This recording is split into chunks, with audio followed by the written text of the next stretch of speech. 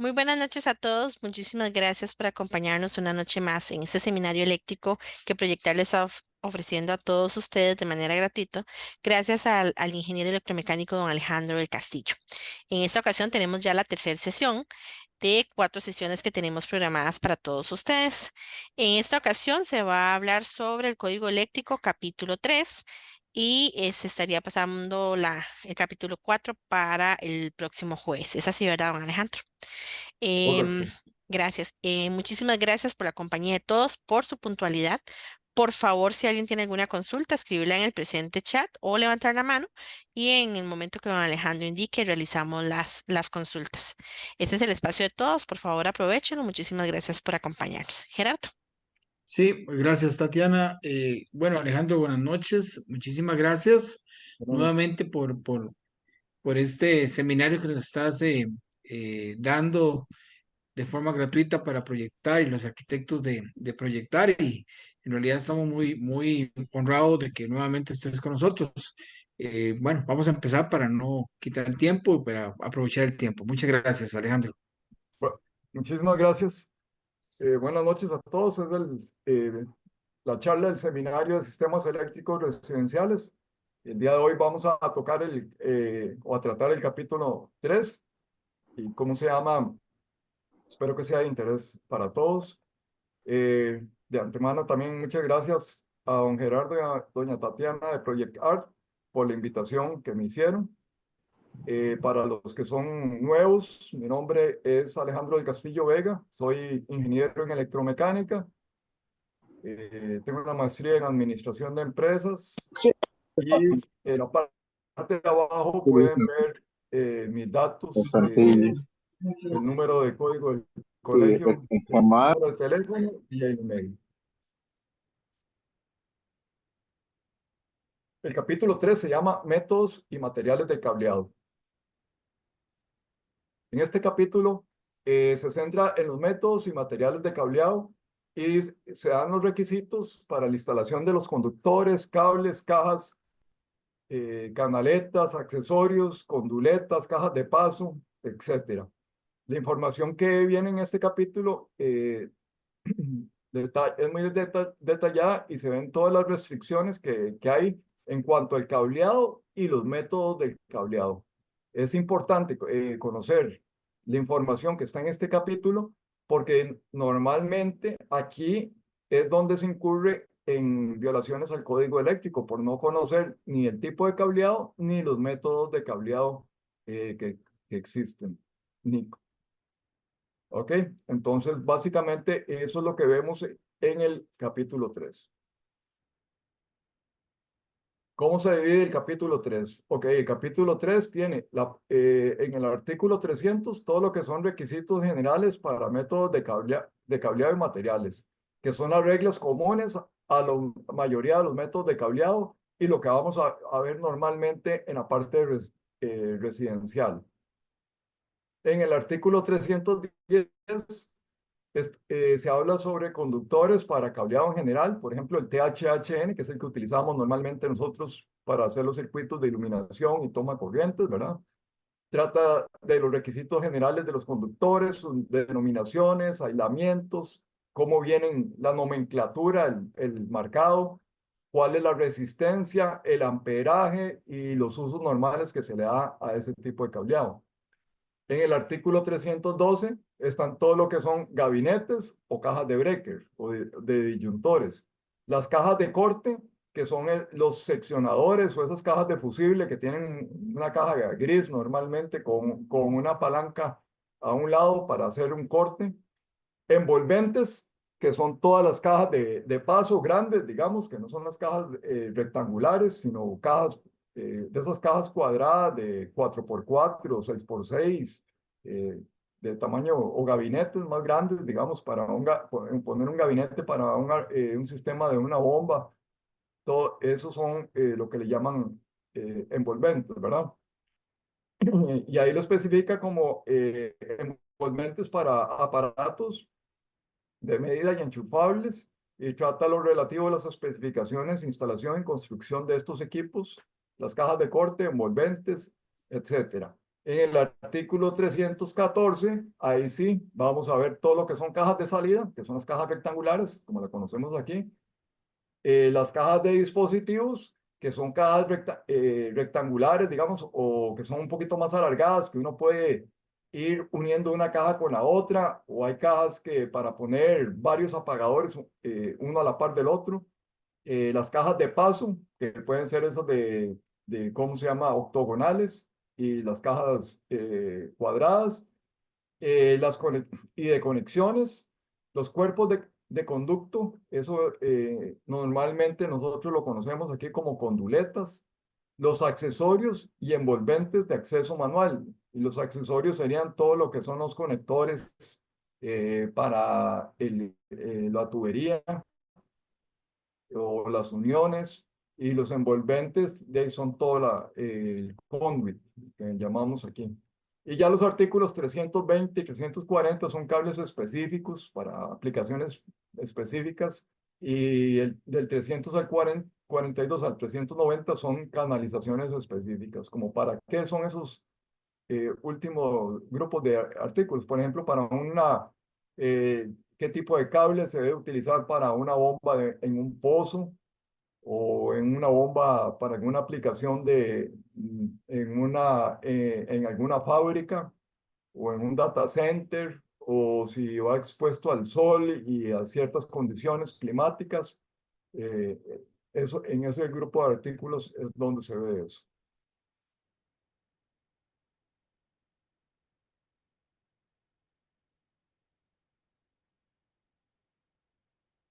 Ok, empezamos con el artículo 301 y la letra C, que son los designadores métricos y tamaños comerciales.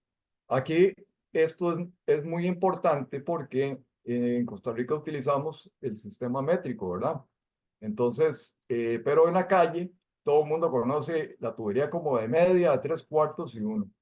A la hora de hacer los planos, normal, digamos por ley, nosotros debemos utilizar el sistema métrico.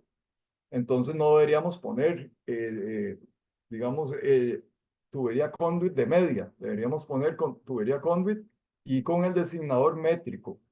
Ok. Si hacemos la conversión de media, nos va a dar que es 12.7 o 13 milímetros, como normalmente conocen en la calle. Pero el código eléctrico para la tubería conduit de media la designa como 16 milímetros. Entonces, a la hora de los diseños eléctricos, uno tiene que poner tubería conduit, digamos, para los tomacorrientes, a la hora de especificarlo, de 16 milímetros. Esto es muy importante porque hay mucho eh, instalador eléctrico, o lo que llamamos aquí electricistas, que normalmente dice que eso no existe por desconocimiento del código eléctrico. Entonces, el código eléctrico designó que 16 es la tubería de media que conocemos aquí, tanto para PVC o para metálico. El de 21 milímetros sería 3 cuartos. Si convertimos 3 cuartos de pulgadas a milímetros, nos va a dar 19. Bueno, pero el código eléctrico lo llama 21, no lo llama 19. Entonces, en los planos probablemente vamos a toparnos con que dice tubería de 21. La 21 debemos saber que es 3 cuartos. Y la de 27 es de 1 pulgada.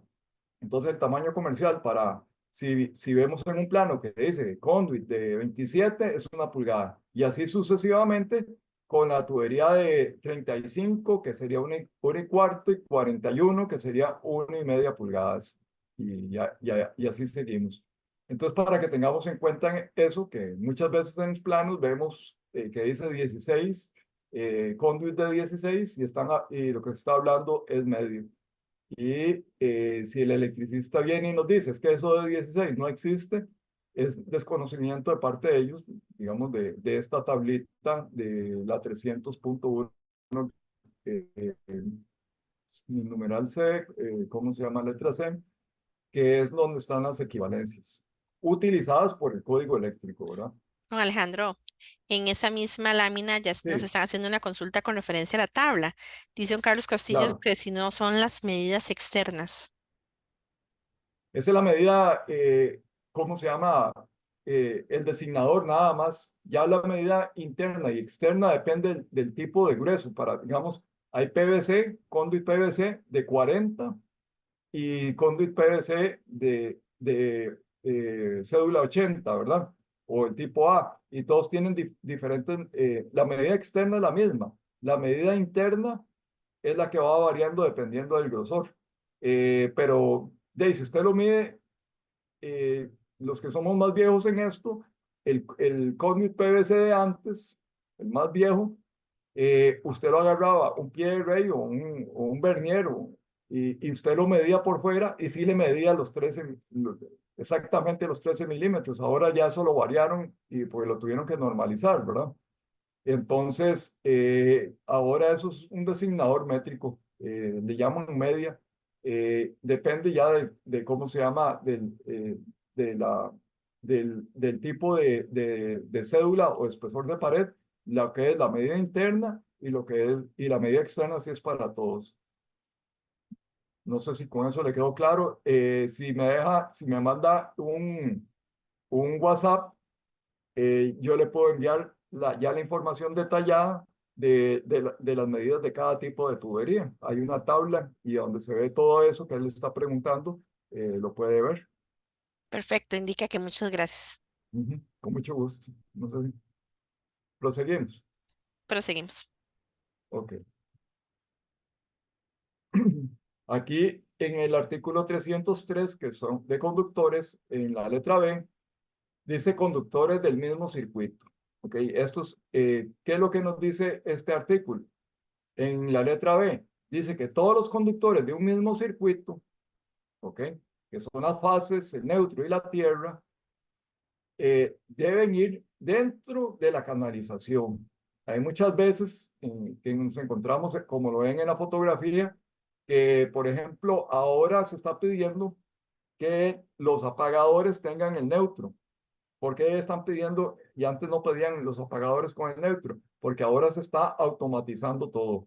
Entonces, todos los equipos, estos que trabajan con automatización, que podemos apagar las luces con el celular, o si utilizan un sistema como el de Google, o el de Alexa, o el de la manzanita de Apple, eh, entonces, esos dispositivos necesitan neutros, no se pueden conectar a tierra.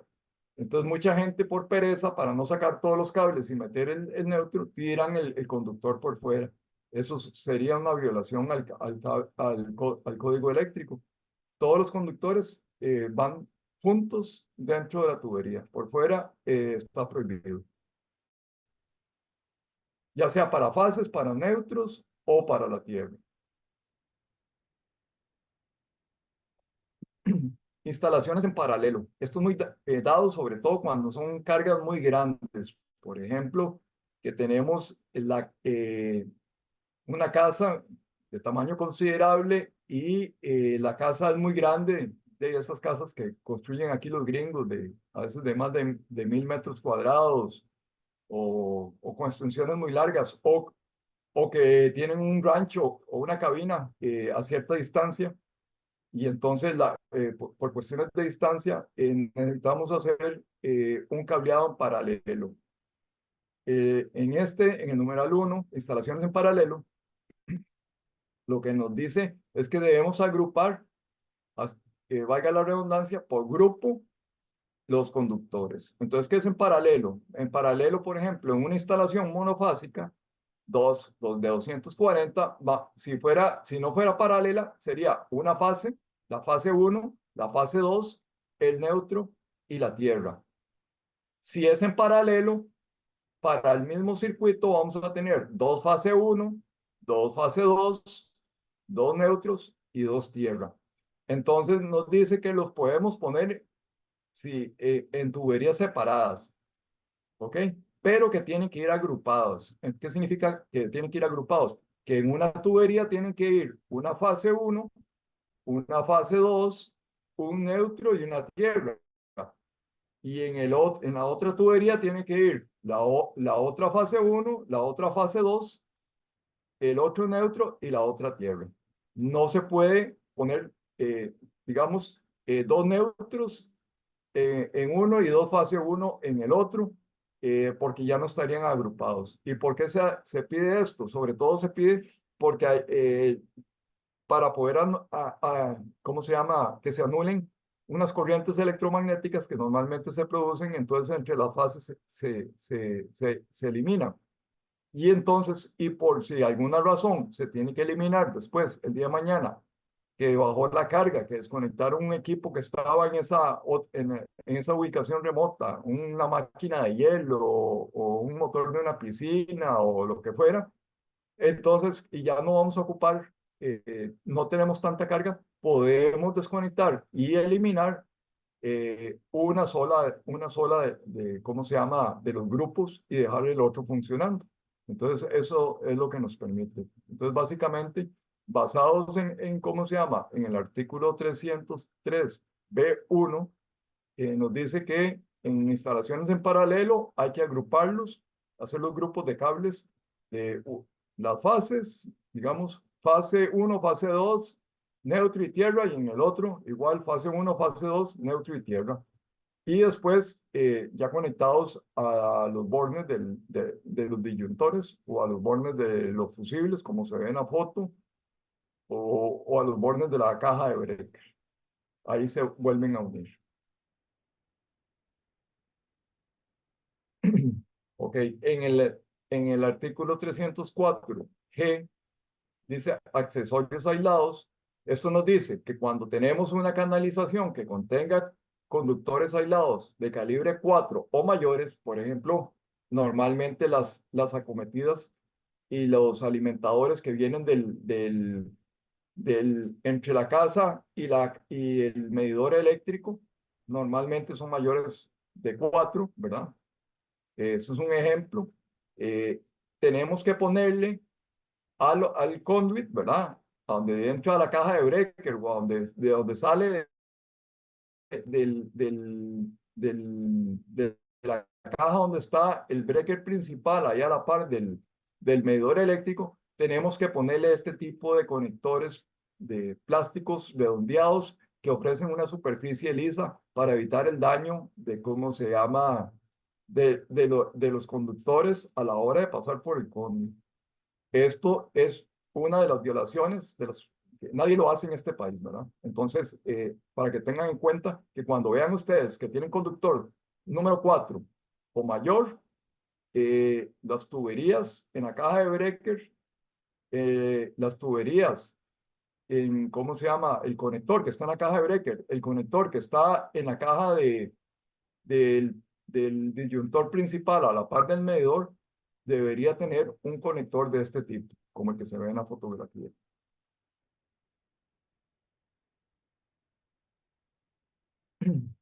Instalaciones subterráneas. Otro de los grandes temas en este país. ¿Cómo se llama? A los técnicos electricistas les da pereza hacer zanjas, ¿verdad? Entonces, normalmente ocurre como lo que tenemos en la foto de la derecha, ¿verdad? Que lo que hacen es una media escarbadita, quitan el zacate, ponen los tubos y encima le echan tierra. Ok. En el artículo 300.5 de instalaciones subterráneas, en la letra A, dice los requisitos mínimos de cobertura. Dice, cuando los cables o canalizaciones se instalen bajo tierra, deberán tener una cobertura mínima de acuerdo a la tabla 300.5. No puse la tabla porque es bastante grande, ¿verdad? Y no se va a apreciar. Si alguien la requiere, me la pide y con mucho gusto se la hago llegar. Entonces, pues un ejemplo, dice que en un jardín, ¿verdad? Si tenemos una tubería RMC o IMC, RMC significa, traduciéndolo al español, sería rígida, metálica, conduit metálico rígido. Y el IMC sería intermedio metálico conduit o conduit metálico intermedio. ¿Ok? Que no es ¿cómo se llama? El el normal, el metálico que utilizamos dentro de las casas, ¿verdad? El conduit metálico ese, es una tubería más gruesa, más pesada, parece un tubo, digamos, galvanizado de agua potable, más o menos para que nos demos cuenta de lo que estamos hablando. Entonces, si vamos a poner una tubería metálica con un espesor de esos, con una característica de esas, la debemos enterrar 6 pulgadas o lo que son más o menos 15.3 centímetros, redondeando mínimo, bajo el nivel del terreno terminado. Si vamos a utilizar una tubería de PVC, tenemos que enterrarla 18 pulgadas o 47.6 centímetros, mínimo. Si lo ponemos a 50, mejor aún. Y a esto, a todas estas, hay que ponerle la cinta indicadora, ¿verdad? Que esa cinta va más o menos 12 pulgadas por encima de la tubería, de la cresta, de la parte superior de la tubería, 12 pulgadas hacia arriba. ¿Verdad? Y si los conductores, porque hay tipos de conductores que se pueden enterrar directamente sin tubería, ¿verdad? Ahí cables especiales para enterrar directamente sin meterlo en tubería, entonces estos cables tienen que ir a 24 pulgadas o 60.9 centímetros mínimo. Para eso, como les dije, está la tabla 300.5. Ahora, esto varía, ahí les estoy hablando de un jardín, de una zona verde.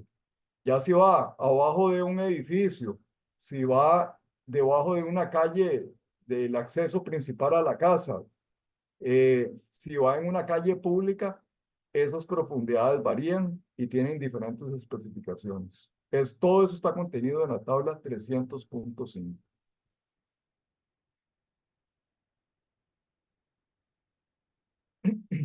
Relleno. En el 300.5, en la letra F, dice que no se debe rellenar las zanjas con piedras grandes, materiales de pavimentación, escoria, otros elementos grandes o con bordes afiliados ni material corrosivo. Si estos materiales pueden dañar los cables, canalizaciones o estructuras subestructuras, o pueden impedir una buena compactación del terreno o contribuir a la corrosión de dichos cables, canalizaciones o subestructuras. Ok. A mano izquierda, en la foto de mano izquierda, vemos que es bien conformada la zanja, ¿verdad? Bien cuadrada, bien hecha la zanja y lo rellenaron ahí con un material seleccionado. Ese material puede ser de la misma tierra que se extrajo de la zanja. Lo que habría que hacer es pasarlo por algún tipo de zaranda que no y para eliminarle todo lo que son piedras, maderas, clavos, restos de varilla que vayan a dañar la tubería. No tiene que comprarse algún tipo de lastre especial, puede ser el mismo, lo único que tiene que ser seleccionado.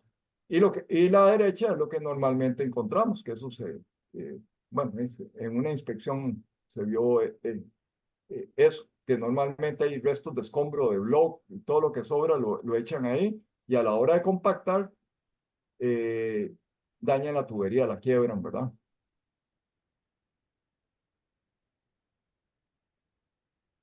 En el 300.6, que se llama protección contra la corrosión y el deterioro, dice que las canalizaciones, las bandejas portacables, que son las bandejas portacables son las que se usan mucho en los data centers para llevar todos los cables de datos ahí, hay algunas que son lisas y otras que son como una malla, ¿verdad? Pero también se pueden utilizar para instalaciones eléctricas. Los ensambles de cable con aislamiento en envolvente metálico, digamos que son cables que van en conduit metálico o con conduit flexible, en canales auxiliares, armaduras de cables, hay cables que vienen con armadura metálica, lo que son cajas, forros, gabinetes, codos, y todos los equipos metálicos que se vayan a utilizar tienen que ser adecuados para el medio ambiente en el cual se van a instalar. Lo que les dije en la charla pasada, no podemos instalar una cajita, y no es por hablar mal del proveedor, de estas Kutle Hammer, color como cafecito, es una buena caja para lo que está hecha, en un cuarto de bombas. ¿Por qué? Porque la caja lo que tiene es un recubrimiento con una pintura al horno que no va a soportar los vapores que se producen por el cloro que está en el cuarto de bombas de la piscina. Entonces se nos va a oxidar con el tiempo. Igual no podría poner cualquier tubería metálica ni conectores metálicos dentro de ese cuarto, porque se nos va a correr con el tiempo. ¿Ok? Esto también se los toqué este punto en la charla anterior, en el 300.6, numeral 3. Dice, y esto es importantísimo porque eso todo el mundo lo hace aquí en Costa Rica.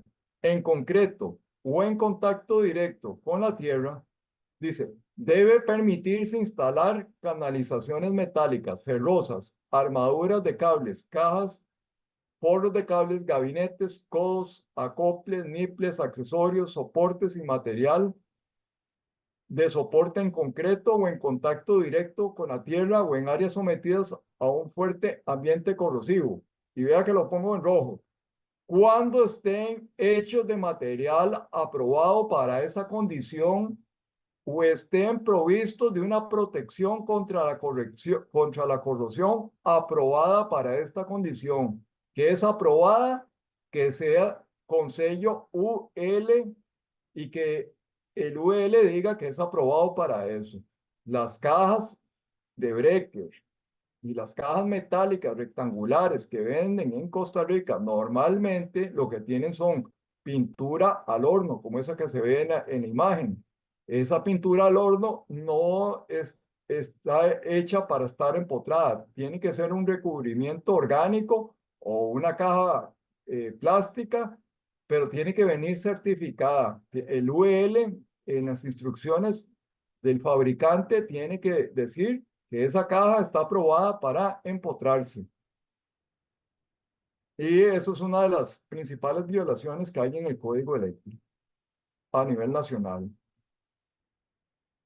Aquí estamos en el numeral 2 del mismo artículo, dice exposición a sustancias químicas. Dice, si están sometidos a exposición de solventes, vapores, inmersión o rociado de sustancias químicas, los materiales o recubrimientos deben ser inherentes, resistentes a las sustancias químicas con base en su listado. ¿Cuál es su listado? El listado UL. O deben estar identificados para el reactivo químico específico. Entonces ahí vemos un cuarto de bombas. En primera plana vemos el clorinador, que es ese tubo blanco como con una rosca negra en la parte superior. A mano derecha vemos el filtro de arena, el filtro de la piscina, y al fondo vemos la cajita, ¿cómo se llama? Una cajita metálica de uso residencial, pero no aprobada para ese tipo de ambiente. Aparte ahí, ¿qué podemos más apreciar en esa fotografía? Que la tubería de PVC que va hacia abajo de la caja no tiene los soportes requeridos. El primer soporte debería estar de esa caja a 90 centímetros hacia abajo y no lo tiene. Después vemos dos cables rojos entre la cajita blanca y la caja de breaker que no tienen su canalización. Y después vemos atrás de ese cable rojo, de esos cables rojos, un cable TGP que probablemente vaya a alimentar la bomba, que tampoco tiene su conector en la parte de arriba, se ven las puntas desnudas. Y aparte, el cable TGP no está en una canalización o en una bandeja portacable como lo indica la norma. ¿Ok? Entonces vean en esa foto el montón de violaciones al código eléctrico que hay. Ok. En el artículo 300.15, que se llama cajas, cuerpos de conduit o accesorios, cuando son exigidos, dice, se debe instalar una caja en cada salida y punto de interrupción para cableado oculto de tipo perilla y tubo. ¿Qué significa eso? Significa que donde va a haber una conexión eléctrica, tiene que haber una caja. ¿Ok? En una caja de paso que le llamamos octagonal, cuando están ahí en el cielo raso y venimos y vamos a hacer una derivación para una luminaria y entonces venimos con el circuito de la caja de disyuntores, de la caja de breaker y a la primer luminaria, entonces ahí ponemos una caja ¿cómo se llama? Una caja de salida, y ahí en la caja es donde se hace la conexión. No se puede hacer afuera de la caja o no, o omitir la caja, ¿verdad? Y después, ¿cómo se llama? Seguimos hacia la siguiente luminaria. Ok, importante, y lo pongo en rojo. Dice, y eso otra de las grandes violaciones del código eléctrico en Costa Rica. Los accesorios y conectores se deben usar solamente con los métodos de cableado específicos para los cuales están diseñados y listados. Si estamos usando tubería conduit PVC, no podemos usar conectores EMT como se ve en la imagen de la izquierda o como se ve en la caja, en los dos circulitos que están a la derecha, en la imagen de la derecha. No PVC con conectores PVC, conduit metálico con conectores metálicos. No se pueden combinar. ¿Por qué? Porque están listados, si ustedes buscan ahorita no recuerdo, pero la tengo en la oficina, la norma UL para la tubería conduit de PVC va a ver que ahí especifica con cuáles tipos cómo se debe instalar y con qué tipos de conectores y accesorios se debe utilizar. Por ejemplo, esa norma dice que todas las tuberías, que tampoco lo hace aquí en los cielos rasos van metiendo tubo con tubo, pero la norma dice que se tienen que pegar todos los tubos con un pegamento, con un solvente especial que aguante ese tipo de PVC. ¿Ok? Entonces, aunque sea en un cielo raso, en las uniones, donde hay una unión de una tubería cada 3 metros, esa unión tiene que ir pegada con PVC. Y no como se cree aquí, que solo las que van enterradas. Las que van en paredes, las que van en cielos y las que van enterradas, todas tienen que ir, ¿cómo se llama? Con pegamento PVC, según la norma, ¿verdad? El artículo 310 dice conductores para cableado general. Okay. Este artículo trata los requerimientos generales de los conductores y de sus denominaciones, los tipos de aislamiento, marcador, la resistencia, el amperio y los usos que se le dan. Este requisito no se aplica a conductores que forman parte de equipos como motores, por ejemplo, un motor eléctrico, los cables que llevan adentro, eso no están contenidos en esto. Controladores de motores, por ejemplo, los arrancadores de las bombas de agua potable o de la piscina, donde están los contactores y ese tipo de dispositivos, eso no está contemplado dentro del artículo 310, ni otros conductores específicos para otras partes de esto, como cuáles otros, conductores que se pueden utilizar a voltajes diferentes, por arriba de los 1000 voltios, o para equipos especiales, qué sé yo, para un sistema de telecomunicaciones o algún otro tipo de equipamiento. Ok. Don Alejandro, disculpe, Sí, tenemos un comentario y una consulta. Y bueno, claro. dice don Carlos Castillo que eso de los conectores sí que es un error común. Ana Arce indica, en el caso de las cajas metálicas y los tubos de PVC en pared y cielo, ¿cómo funcionaría o cuál Se sería el puede, caso? ok. Se puede utilizar la tubería de PVC, el conduit PVC con conector PVC y cómo se llama, y caja metálica. Eso sí se puede usar. Lo que no se puede usar es la tubería de PVC con conector metálico. Entonces, los conectores tienen que ser de PVC.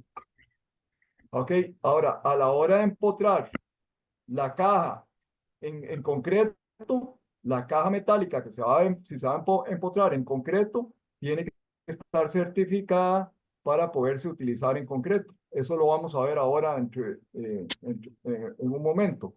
Y las que están en el cielo no hay ningún problema, ¿verdad? Porque no están empotradas en concreto, ¿verdad? Entonces, cuando decimos que tiene que ser tubería de PVC, es con conectores de PVC. Tubería conduit metálica, digamos el EMT que llamamos aquí, con conector EMT. Y ya sea que utilicemos caja plástica o caja metálica. Eso, pero conector y las uniones tienen que ir de acuerdo al cómo se llama, al tipo de tubería. Ok, Ana dice que ok, excelente, gracias. Don Carlos Castillo menciona, si la caja hexagonal es de metal, el conector a los tubos de PVC tienen que ser de PVC entonces. Y después dice, creo que se usan conectores metálicos porque se cree que son más fuertes y mejores que los de PVC.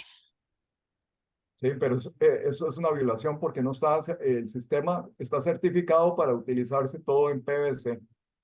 Deberían, en lugar de cambiar a conector MT, es buscar un conector PVC de una mejor calidad y que esté listado, porque a veces lo que ponen son conectores que vienen de países orientales y cómo se llama, y no cumple con las especificaciones, pero si son listados UL, deberían tener la fortaleza para utilizarse.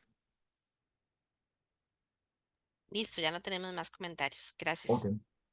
Entonces, los conductores de uso permitido hay de diferentes tipos, ¿verdad? Los que son para lugares secos, que normalmente todos los tipos de conductores que hay son, ¿cómo se llama?, capacitados o identificados para utilizarse en lugares secos. Después están los de lugares secos y húmedos, que son los conductores y cables aislados usados en lugares secos y húmedos. Y debe ser, y ahí pongo toda la lista. Para no nombrar todos, ahí ven en rojo que puse el THHN, que es el conductor que nosotros normalmente utilizamos aquí en el país para los circuitos de tomas, luces, casi para todo, ¿verdad? Es el más común. Ese THHN se puede utilizar tanto en lugares secos como en lugares húmedos. ¿Ok? Y después está lugares mojados. Pero, ¿cuál es la diferencia entre un lugar húmedo y un lugar mojado? Ok, un lugar húmedo es un corredor de la casa, donde está sujeto el área de cuarto de pilas. Esos son lugares húmedos, ¿verdad? Y un lugar mojado es, digamos, enterrado directamente en un jardín y que normalmente si hay un temporal se nos va a hacer no sé si es la palabra correcta, un suampo ahí, un charco, y va a estar inundado. Eso es un lugar mojado, ¿verdad? Entonces, esa es la diferencia. Entonces, el THHN en lugares secos y húmedos. Entonces, podría estar en una lavandería, puede estar en un sótano, puede estar en ¿cómo se llama? eh, en exterior, en una tubería adecuada, pero no podría estar metido, digamos, abajo de un terreno que se vaya a inundar y va a permanecer así. Ok, los conductores para lugares mojados, ¿verdad? Y los cables usados deben cumplir con una de las siguientes condiciones. Dice que debe tener, uno, o tener un forro metálico impermeable a la humedad. ¿Ya? Y ese forro metálico, por supuesto, tiene que tener su recubrimiento o ser del material que resista la humedad. O ser de los tipos, y ahí pongo varios tipos, ¿verdad? Y hace la charla pasada o la primera charla, el arquitecto Román me estaba preguntando precisamente por ese conductor, que es el XHHW-2 serie 8000.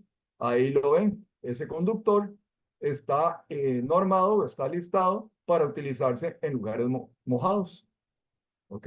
Está el THW2, el THW, el THHW, y ahí pueden ver todos los conductores. Ahora vamos a ver cómo distinguir qué significan esas letras de cada tipo de conductor. Y después están los lugares expuestos a la luz solar directa, ¿verdad? Que son conductores que pueden ir ahí sobre una losa de concreto, digamos, en algún edificio que tenga losa de concreto expuestos ahí. Y entonces tienen que estar especificados y normados para utilizarse específicamente ahí. Dice que tienen que cumplir con los numerales D1 y D2, que son los anteriores, ¿verdad? Los que de lugares secos y húmedos, y estar listados o normados y decir que son resistentes a la luz solar. Básicamente sería eso. Hay otros tipos que no los vamos a tocar aquí porque no nos daría tiempo, pero eso es lo que utilizamos normalmente en el medio residencial. Permiso, don Alejandro, indica Sí, Juan Carlos Castillo. Entonces, es una violación al código, pero ¿cuál es el problema de usar conectores metálicos de tubería de PVC? O sea, en sí, ¿por qué es una violación? porque es una violación. Porque acuérdense que la norma dice que toda la tubería de PVC tiene que ir pegada y entre conectores, ya sea para unir entre tubo y tubo, o entre tubo y conector, ese conector que va a la caja, tiene que ir pegada según lo especifica la norma UL. Cuando usted pone un conector que lo que tiene es un tornillo que lo sujeta, primero el tubo a la hora de atornillarlo, como es PVC, el tubo se va a deformar y el área interna se nos va a disminuir y eso va con los conductores eléctricos los puede dañar porque está deforme el tubo. Segundo, a la hora de deformarse el tubo es más propenso a zafarse o a soltarse porque el tubo cede. A la hora de socar eso, el tubo va a ceder.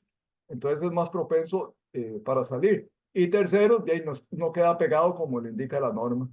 Entonces básicamente serían, digamos, esos son 3 puntos que le puedo mencionar en este momento.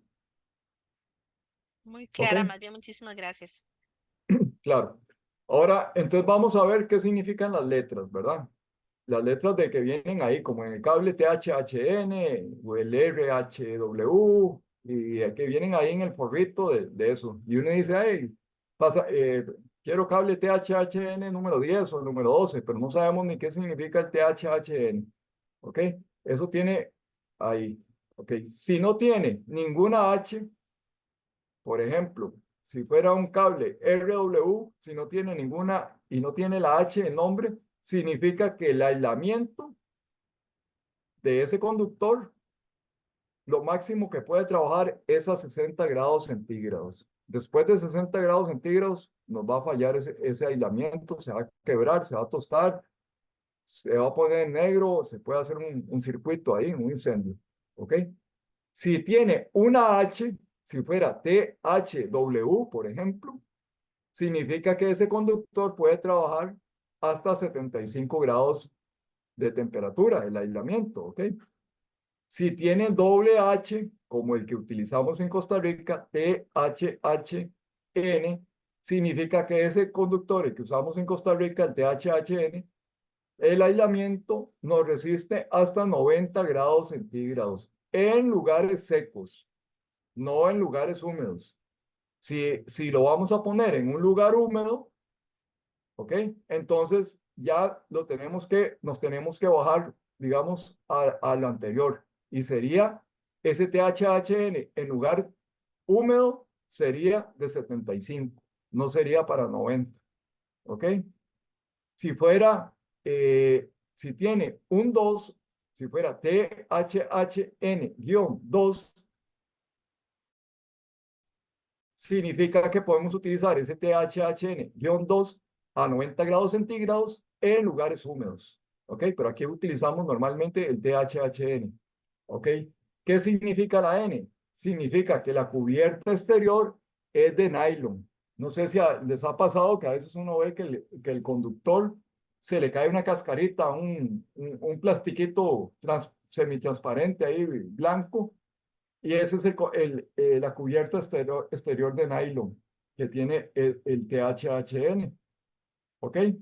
La T del THHN significa que es un aislamiento termoplástico. Hay varios tipos de aislamiento, pero en este caso el que nos interesa es que es un aislamiento termoplástico. Si en alguna parte del nombre tiene una U, significa que es subterráneo. ¿Ok?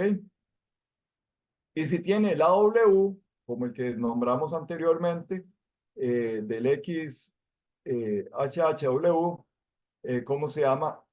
Significa que se puede instalar en lugares húmedos y mojados. Recordando que los mojados es un lugar como en un jardín que es propenso a inundarse.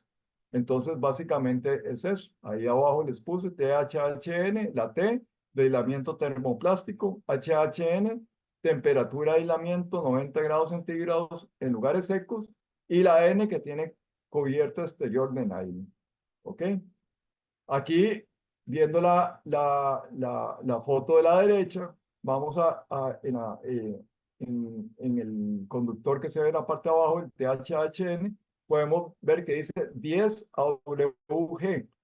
10 es el calibre, AWG significa que es la norma americana, que es American Wire Gauge, que es norma americana, ¿verdad? Y 600V es la capacidad del voltaje que tiene ese aislamiento, que puede trabajar hasta 600 voltios. Normalmente aquí, a nivel industrial, lo máximo que se trabaja es a 480 voltios, muy pocos a 600. Ya si nos dicen, mira, es que ocupo conectar un equipo especial ahí que va a trabajar a 800 voltios, porque es un equipo especial, ya no podríamos utilizar el THHN, sino habría que buscar un conductor que resista un voltaje de 1000 o más voltios. ¿Ok? Pero a nivel residencial, eso es lo que utilizamos, THHN en 10 o en 12, eso es lo normal, ¿verdad? Como el que vemos ahí en la imagen.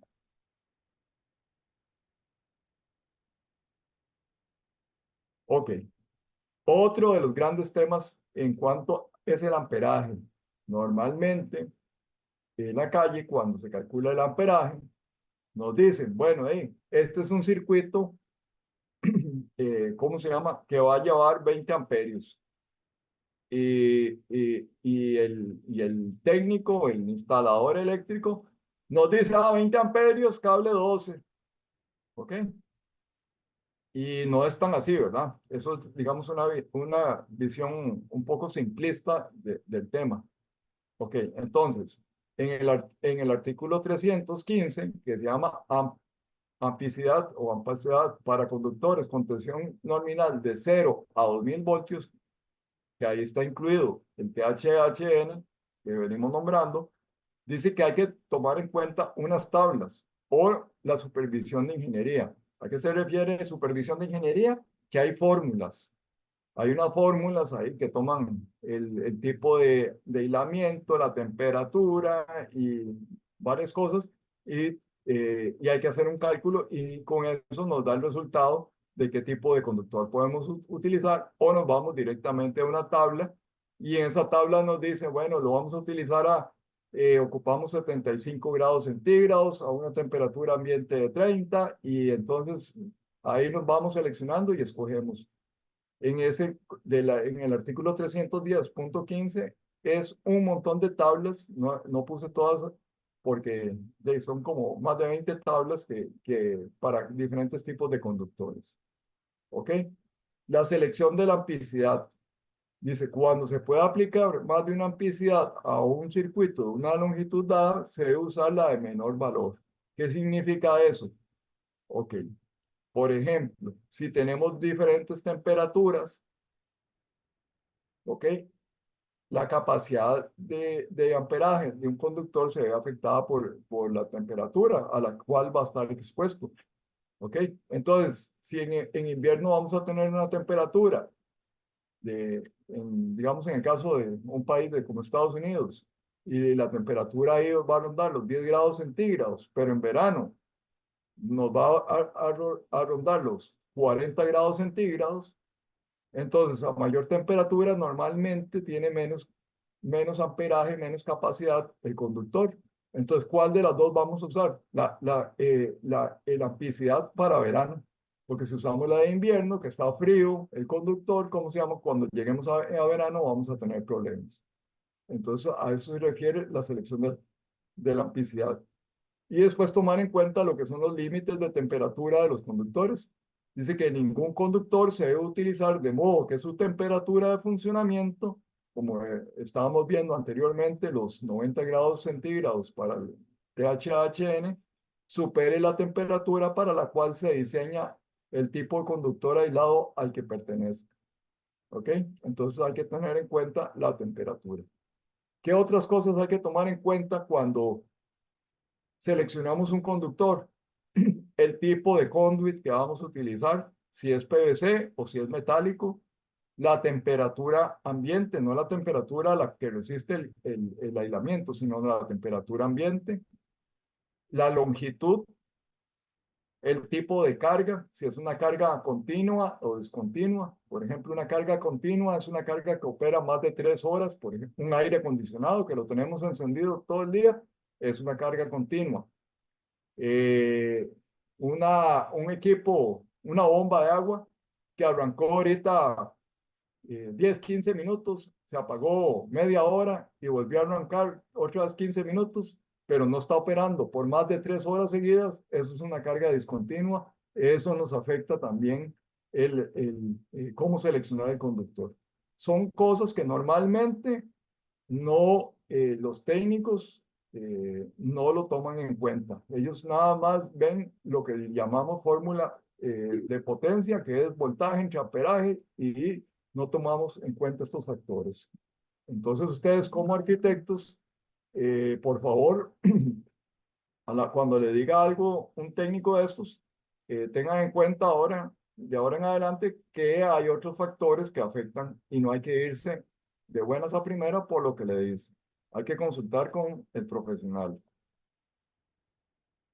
Ok, aquí vamos a ver los factores en el artículo 310.15. ¿Ven? Los factores de corrección de temperatura. Ahí vemos la tablita, ¿verdad? Mano derecha, que es la 310.15b2. Y dice factores de corrección. Entonces, por ejemplo, si tenemos una temperatura ambiente de 30 grados centígrados, ¿ok?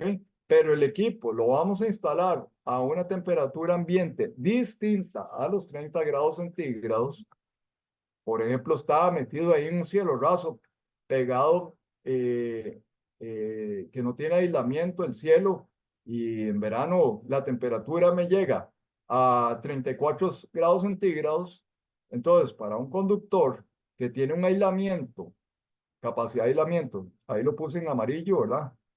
De 75 grados centígrados, ya, y podía llevar 20 amperios a la temperatura de 30 grados centígrados.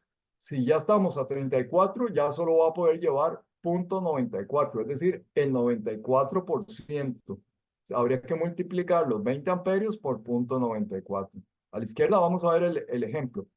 Tenemos un conductor número 12, AWG THHN, que trabaja, como les dije anteriormente, el aislamiento de él es a 90 grados centígrados. Pero lo vamos a conectar a un equipo que las terminales, por ejemplo, un apagador o un toma corriente, las terminales, los tornillitos y el metal que tiene el toma corriente solo resiste 75 grados centígrados, no resiste los 90 grados centígrados.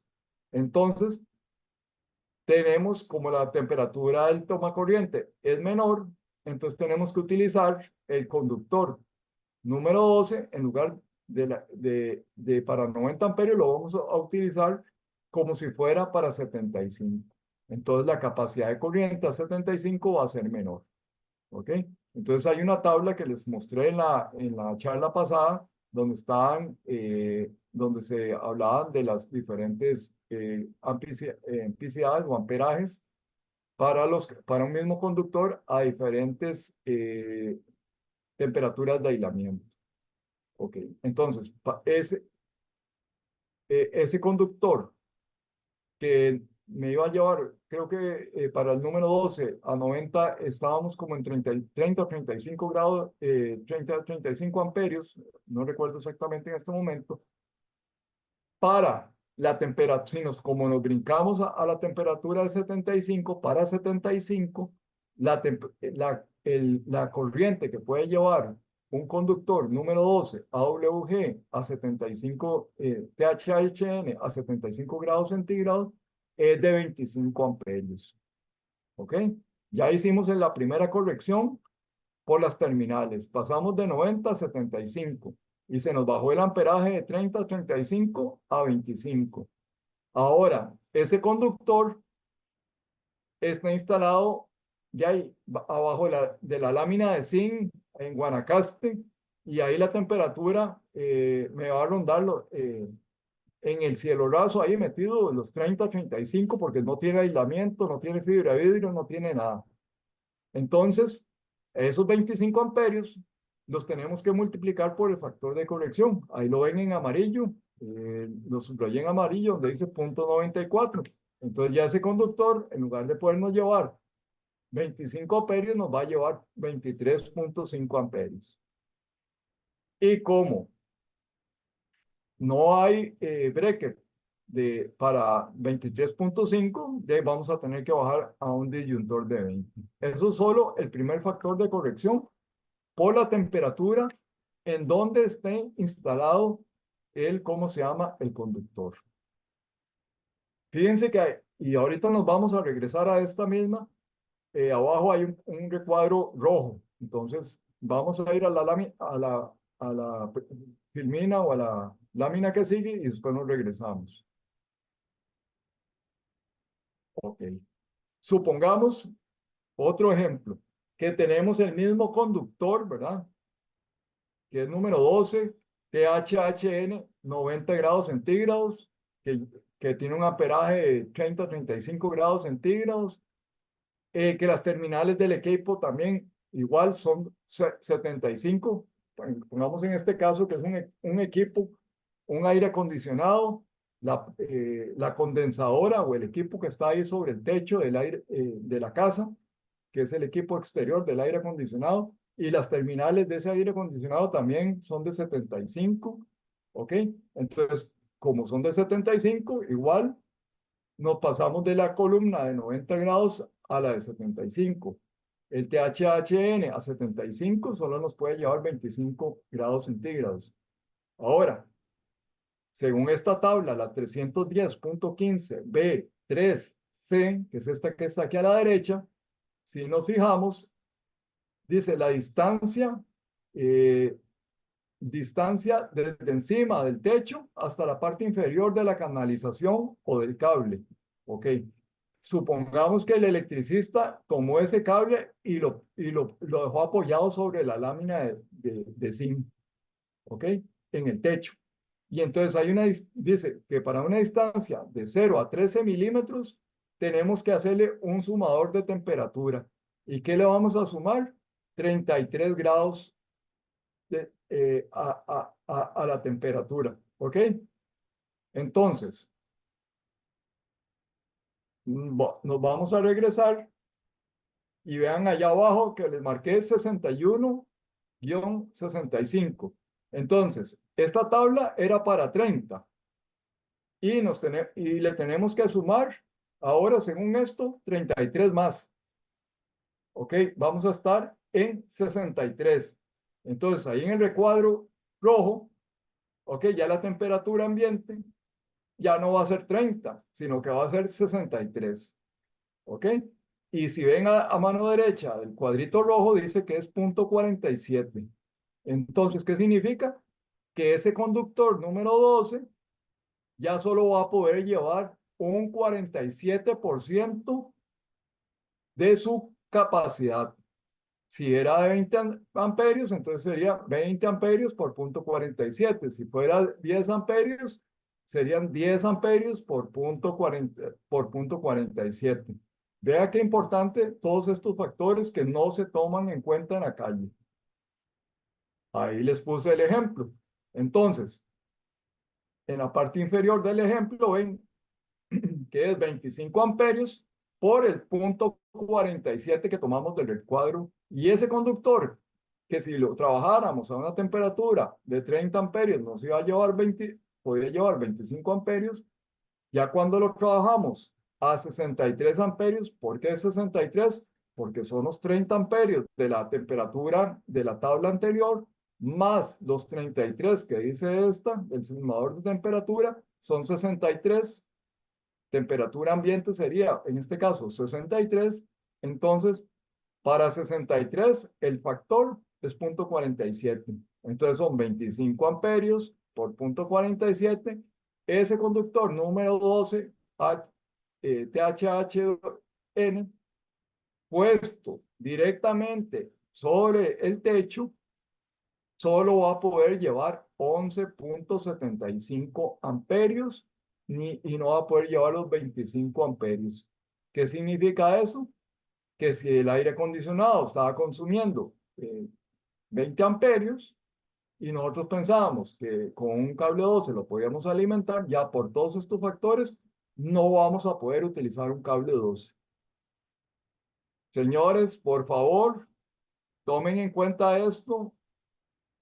Estos son temas que normalmente personal instalador no lo toma en cuenta y nos pueden meter en un aprieto porque aquí es donde se hacen los circuitos, se recalientan los cables y se queman las construcciones. ¿Ok? Y todos los que somos los profesionales, tanto en la parte eléctrica como usted en la parte arquitectónica, que son los que dan la cara ante el cliente, porque ustedes son los que contratan al electricista y normalmente a la constructora, entonces para, el responsable para el cliente, el responsable son ustedes, ¿cómo se llama? Los arquitectos. Y a veces a uno como ingeniero eléctrico ni siquiera llega a conocer al propietario uno, ¿verdad? Entonces, aunque ustedes no sean responsables directos, sí van a tener algún tipo de responsabilidad ante el propietario. Ok. Otro tema que el otro día me preguntaban sobre ese cable XHHW serie 8000, ¿verdad? Que por los costos de las acometidas y los alimentadores, que se podía utilizar ese conductor de aluminio, ¿ok? Aquí hay un tema que también nadie lo toca en la calle. Y esto significa dinero. Según el artículo 310.15.7, dice, acometidas y alimentadores monofásicos. Ok, ¿qué son las acometidas? Para recordar, la acometida es lo que viene desde el transformador del ICE o desde los cables del ICE que están entre poste y poste hasta el medidor, hasta la caja del medidor, hasta la caja del breaker principal, que está ahí a la par del medidor. Eso es la acometida. Y el alimentador es lo que va desde el breaker principal, que está ahí afuera de la casa, a la par del medidor, hasta el tablero eléctrico, que está dentro de la casa, ¿verdad? El tablero de breaker o el tablero de disyuntores. Entonces, tanto para lo que viene del ICE, lo que baja del ICE, como lo que va del medidor hasta la caja de breaker, en voltaje de 120 y 240 monofásicos, no trifásicos, monofásicos, para lo que son viviendas unifamiliares, ¿verdad? Unidades de vivienda individuales bifamiliares. Quiere decir que hay, por ejemplo, lo que llaman en Estados Unidos casas dúplex, que hacen una casa y la dividen las dos casas por una pared. Y multifamiliares pueden ser, digamos, 3 apartamentos, uno arriba del otro, pero con una sola bajada eléctrica, con una sola acometida eléctrica y un solo. Entonces dice, debe permitirse que los conductores de las acometidas y alimentadores de abastecimiento eléctrico, del sistema monofásico, ahí, disculpe por el error, puse 240, pero es 120, 240, sean dimensionados de acuerdo a lo establecido en la sección 310.15b 1 hasta 4. Y en esa 1 y en el 2 nos dice que para una vivienda unifamiliar, bifamiliar, multifamiliar, acometida y alimentador, la acometida y el alimentador, si es de 100 a 140 amperios, perdón, a 400 amperios, o sea, que cuando se hace el cálculo, se suman todas las cargas eléctricas y nos dice, mira, el consumo de la casa va a ser 150 amperios, ¿ok? Se permite reducir a un 83% eso. ¿Ok? Entonces, si fuera de 100 amperios, podemos reducirlo a 83 amperios. Entonces, multiplicamos, si estamos entre los 100 y los 400 amperios, multiplicamos eso. Voy a tomar aquí un momento la calculadora y para hacer un ejemplo. Supongamos que nos dio ¿cómo se llama? La carga de la casa, 150 amperios. ¿Ok? Ya sumamos ahí en la tablita que normalmente vienen los planos, metimos los aires acondicionados, hicimos todos los cálculos que pide el código para el aire acondicionado, para la bomba de agua, para la cocina, iluminación y todo, y nos dio 150 amperios para hacer números cerrados. Como estamos entre 100 y 400, es un sistema muy monofásico, es una casa unifamiliar, o sea, no es doble, no son dos casas pegadas, ni es tres apartamentos, ¿ok? Entonces, esos 150 amperios lo podemos multiplicar por 0.83 y nos dice que va a ser de 124.5 amperios. ¿Qué nos significa eso? Que podemos reducir el cable, probablemente el cable lo vamos a poder reducir, que en este momento no tengo en mente, pero podría ser que nos permita reducir de un cable un 0 a un cable número 2. Y entonces eso significa dinero. Entonces, esos son los tipos de factores de corrección. Ahí en la lámina ven que en el dibujito ven que hay que tomar en cuenta dos factores. El factor de corrección por temperatura, que hablamos anteriormente, y ahora está este factor de corrección, ¿verdad? Para cargas. Y en inglés, porque eso lo tomé de un manual, de un libro que tengo, dice que si, por ejemplo, el servicio o la carga son de 200 amperios, lo multiplicamos por 0.83 y eso nos da 166 amperios. Entonces, ¿qué permite eso? Reducir el tamaño del conductor y ahorrar dinero. Entonces, son cosas que normalmente en la calle se desconocen o hasta muchos ingenieros no lo toman en cuenta, pero son pequeños trucos que uno puede hacer para abaratar costos y cumplir siempre con el código eléctrico. Don Alejandro, Sí, tenemos la consulta de don Carlos en el chat. Dice claro, que entonces las tuberías deberían estar sobre el cielo, las tuberías, ¿cuáles tuberías? las del tema anterior, sino que don Carlos nos aclare cuáles, si usa por micrófono, don Carlos. Las eléctricas, dice. Ok, si es en una casa, la tubería eléctrica para el sistema de iluminación, por decirlo así, sí tiene que estar como lo hacemos normalmente, sobre el cielo. Firmemente anclada a la estructura. ¿Y qué significa que sea firmemente? Por ejemplo, no puede estar apoyada sobre un cielo suspendido o un cielo de gypsum. Tiene que estar atornillada la instalación a la losa de concreto, digamos, al entrepiso, o a la estructura metálica, el purlin, a las cerchas que están ahí en el cielo. Pero no se puede atornillar al full ring ni ¿cómo se llama? Ni a cuadrícula de aluminio de un cielo suspendido, porque eso está agarrado por cables, en cualquier momento hacen una remodelación y quitan ese cielo y entonces traerían abajo toda la instalación eléctrica. ¿Qué es lo que va a estar apoyado sobre el cielo? Lo que va a estar apoyado sobre el cielo es la caja de salida de las luminarias, cuando se requiera, porque hay luminarias que están certificadas, están listadas UL, que no requieren cajas de conexión. Eh, en la próxima charla les voy a mostrar ahí un par de fotografías de cajas que no requieren conexión. Cajas de conexión, porque así vienen, son listadas y así las aprobaron. Ellas tienen su propia caja, ¿ok?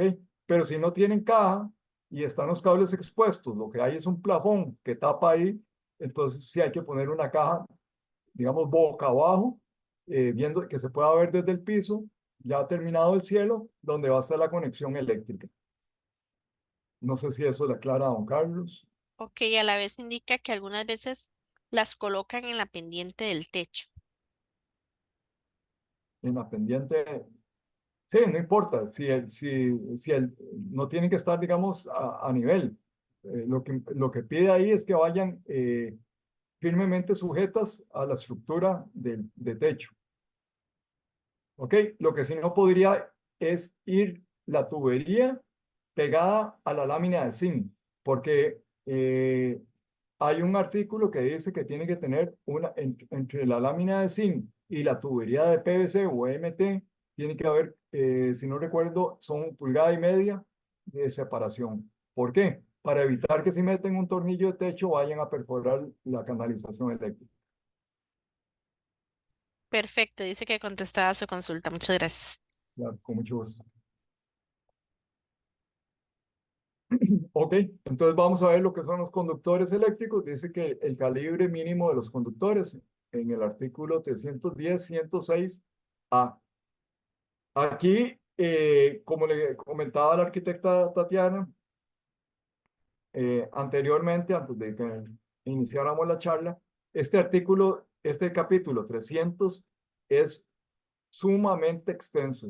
Lo que les estoy dando aquí es una pincelada de lo que ven.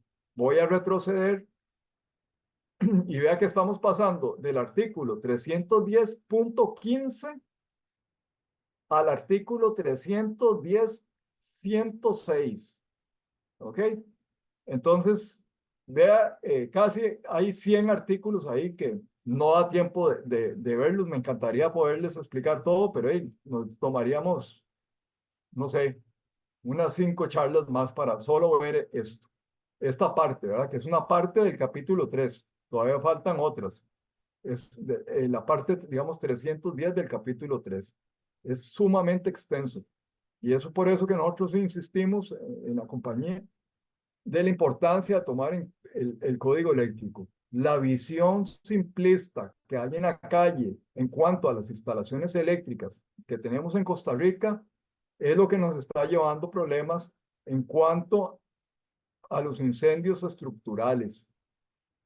Esto no se trata de pelar conductores eléctricos y hacer las instalaciones para que se vean bonitas. Como recordamos cuando iniciamos esta serie de charlas, el principal objetivo del código eléctrico es la seguridad humana y la seguridad de las estructuras. A veces, ahí mismo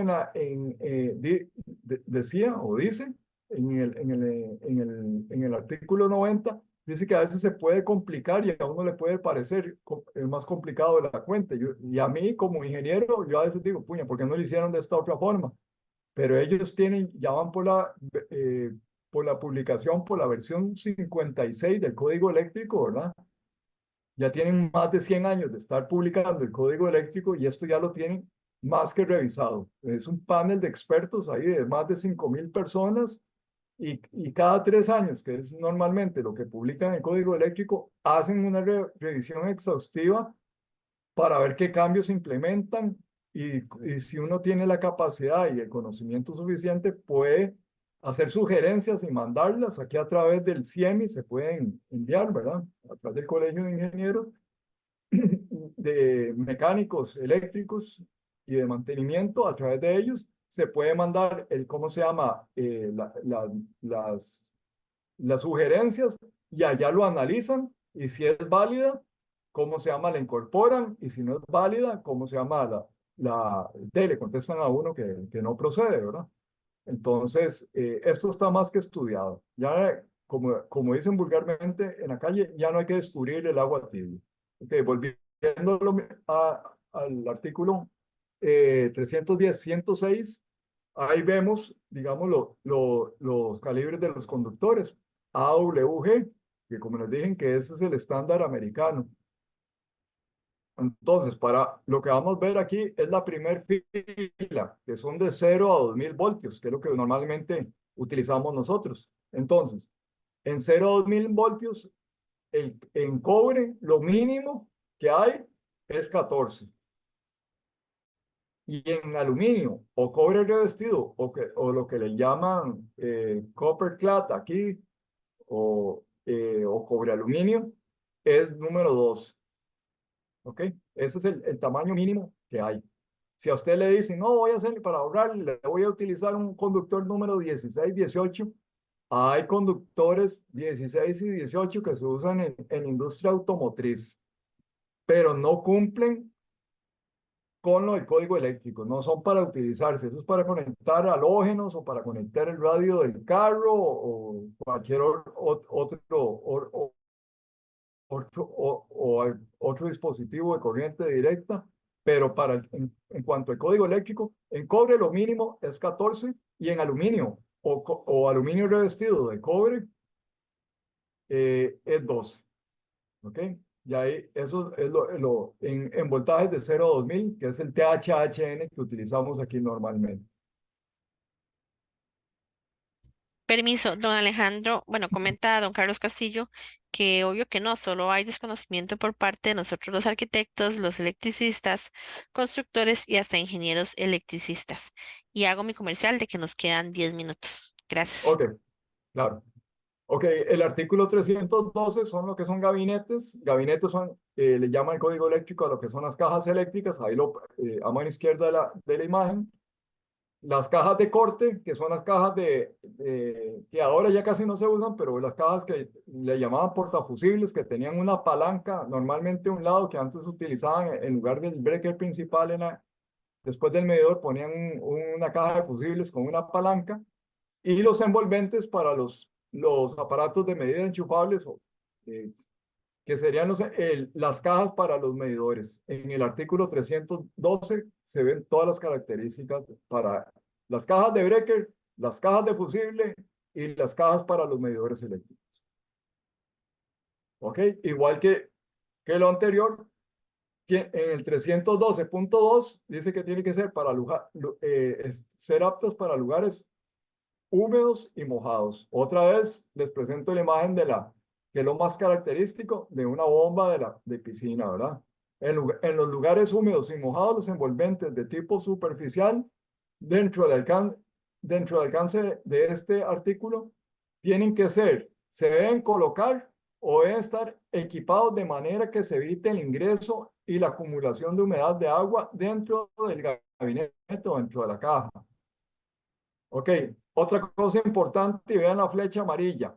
Deben estar montados de forma que exista un espacio libre de por lo menos 6 milímetros o un cuarto de pulgada. En este caso, vean la flecha amarilla, la caja está montada directamente sobre la pared. No le dejaron espacio entre la pared y la caja de breaker que se ve ahí en amarillo. Dice entre el envolvente, que es la caja, y la pared u otra superficie de apoyo. Segunda, eso, digamos, ¿cómo se llama? Ya la caja no cumple en sí, aparte la dejaron apoyada o anclada directamente a la pared de concreto. Dice, los envolventes, las cajas, instaladas en lugares mojados, deben ser a prueba de intemperie. Ahí la vemos que la caja no tiene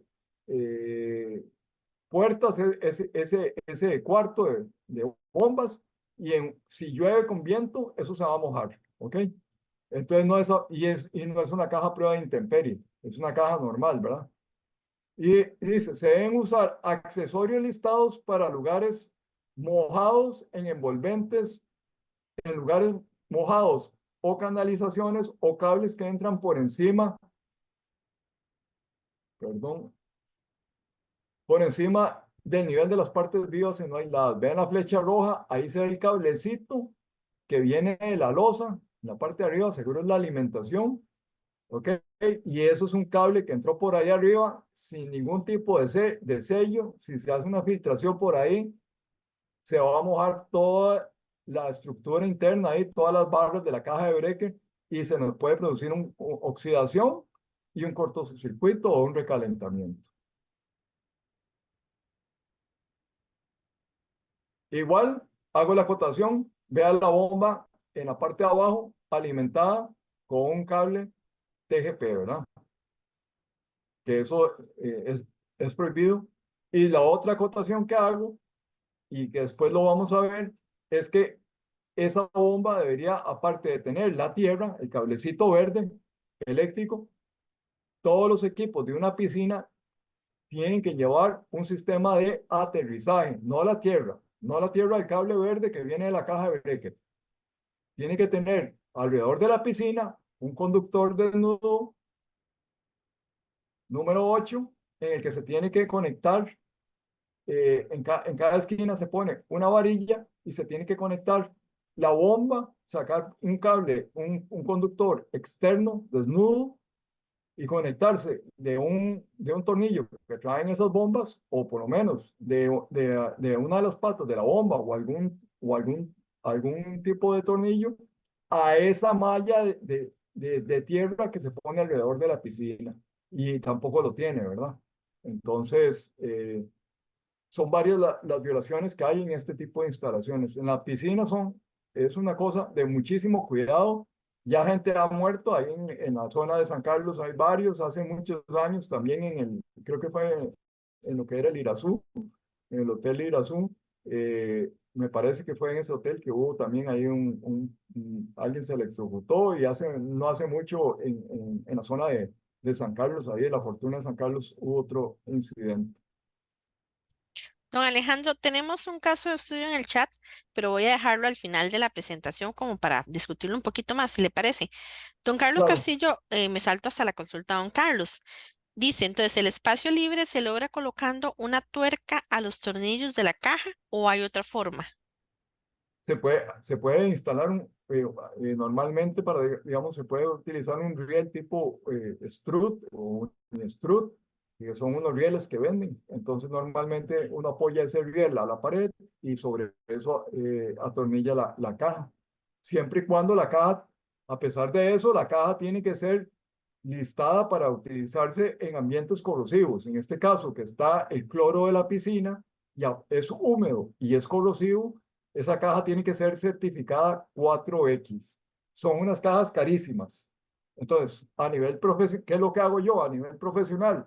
Yo esas cajas nunca las pongo en el mismo cuarto donde está la bomba de la piscina para poder utilizar una caja normal. ¿Qué hago? Hago externo a eso, digamos, al otro lado de la pared, voy a regresarme a la filmina esa, en lugar de donde está esa caja, por el lado afuera, digamos, hago ahí un cuarto seco, un closet que me quepa esa cajita, un nicho, y pongo en ese nicho afuera una caja eléctrica, digamos, la caja eléctrica, pongo el temporizador, que es el timer que se ve ahí, y los otros equipos, y los pongo por fuera de donde está la bomba. Entonces ya no está ni en un lugar húmedo, porque está en un nicho seco que tiene puertas y tiene techo, ¿ok? Un closet, por decirlo así, adosado al, a espaldas de donde estaría ahorita la caja, adosado ahí, y entonces paso todos esos equipos y los pongo afuera. Entonces ya me evito, o le evito al propietario comprar una caja 4X, que son carísimas, y aparte, ni se diga todos los conectores eléctricos y tubería y todo eso que tiene que ser certificado para ambientes corrosivos, ¿verdad? Eso se utiliza en la industria, ¿verdad? En una industria que procese químicos, en Recope, en industrias farmacéuticas y todo eso, pero en este caso, que son residencias, uno utiliza ese pequeño tipo de trucos. No sé si le quedó claro a don Carlos.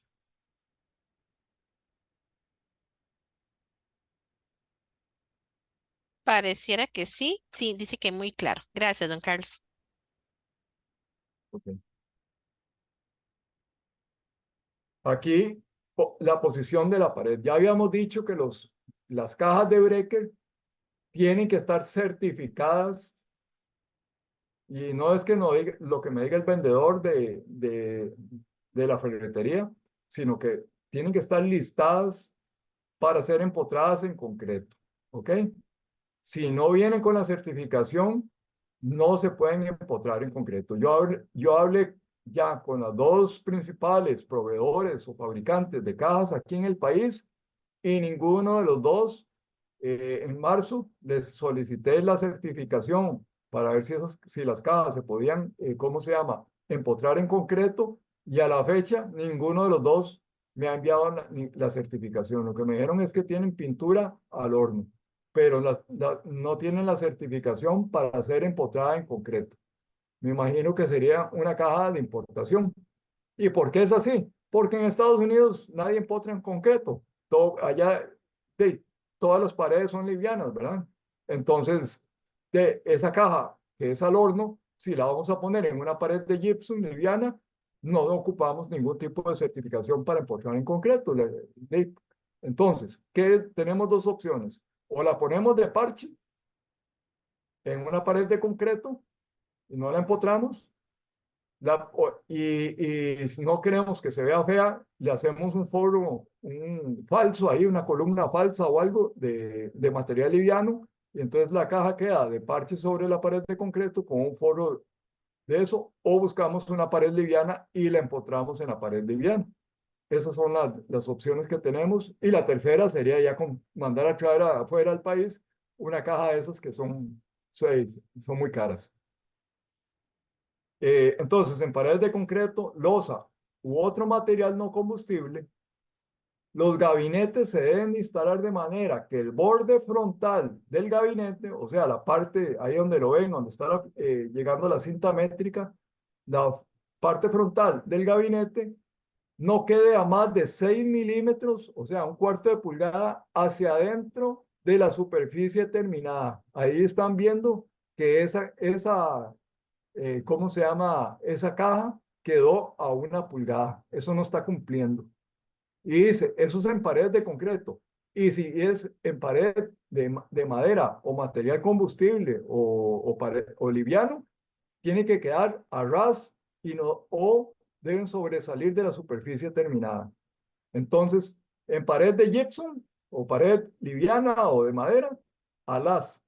Y en pared de concreto, a no más de 6 milímetros, un cuarto empotrado. Y esto vale también, no hice la filmina por cuestión de tiempo, pero también vale para las cajas rectangulares de los apagadores, las cajas, cualquier tipo de caja empotrada. No puede la caja del tomacorriente que a veces uno ve y le ponen unos tornillos ¿cómo se llama? De gypsum de 2, 3 o hasta 4 pulgadas porque la caja quedó allá en el fondo, ¿verdad?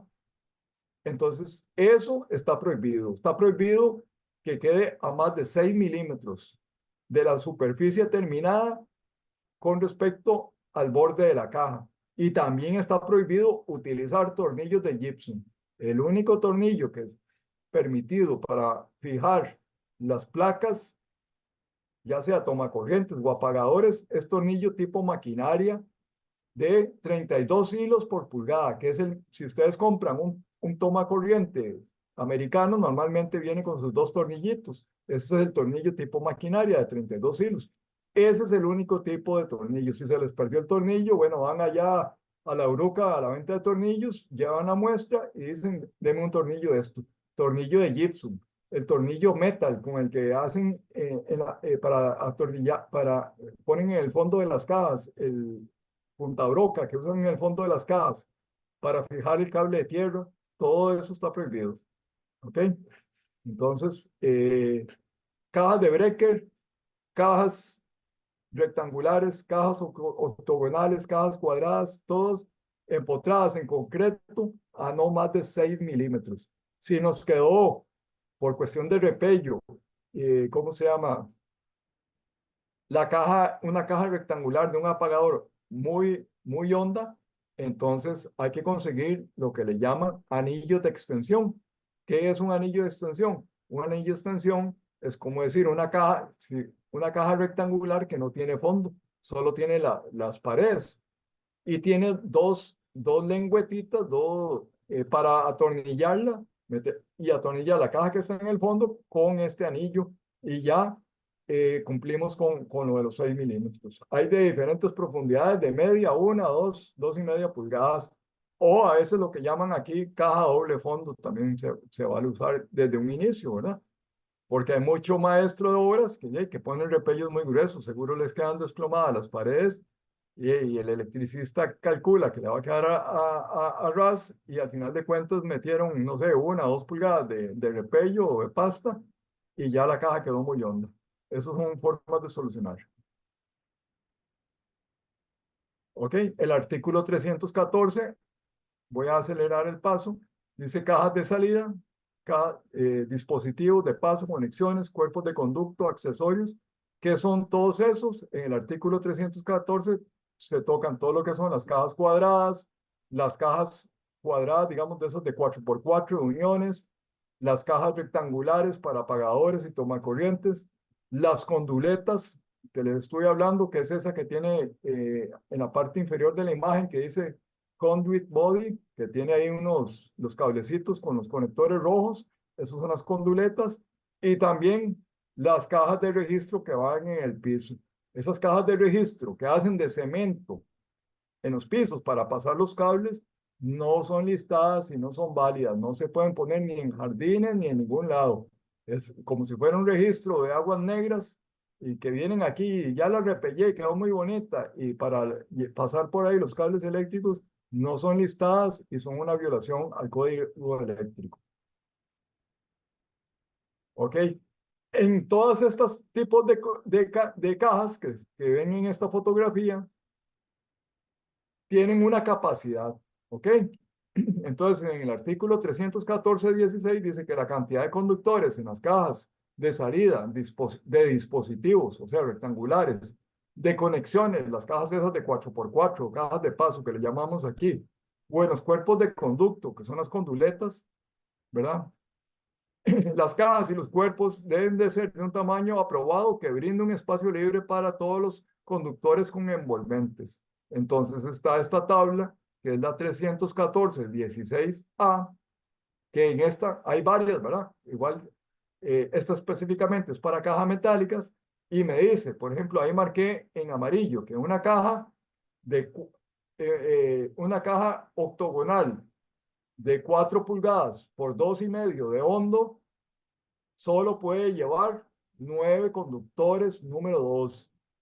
Eso es lo máximo. ¿Ok?